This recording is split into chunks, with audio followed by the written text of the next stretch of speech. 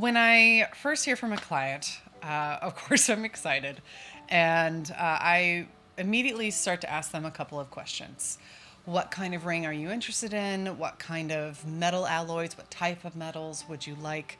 I really love to have references to make sure that I can help facilitate the best ring that you may want.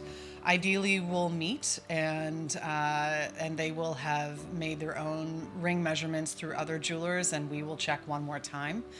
And really kind of go face to face and see and make sure we have all the components they need to make their ideal ring. Once they show up in my studio in the morning, I will have their strips of metal ready to go, whether that's recycled 18 karat gold, 14 karat palladium white, whatever it is that they want in the width that they want. And they literally just look like a little strip of metal. And then what happens is we first make sure they're their exact length that they want. And that means depending on how wide it is, it has to be a particular length in order to be the right ring size. And then we will sand it to a really nice clean finish. And at that point, we do what's called annealing, which means we'll take the torch and lightly heat up the metal. And we do that because all metal is made up of atoms, like most things, right? When we get it from a factory, they're kind of like this.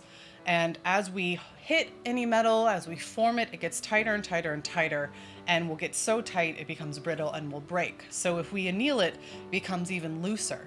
So once it's at that looser state, we're able to take it over to the bench and use what's called a ring mandrel, which is a long steel mandrel that we will hit it and actually create a somewhat circular form until we take the edges and actually make the edges come straight. So your ring actually looks like a D at this point. And you make sure that the edges are completely lined up and flush, and that's the best way for your solder to have as much contact as possible. And we'll take it back over to the soldering station, and don't worry, I will be there, and then I will actually show you how to flow solder and create a finished circle. Once that's done, we put it in what's called the pickle, which is a very light, mild acid that won't hurt anybody. We've got baking soda on hand.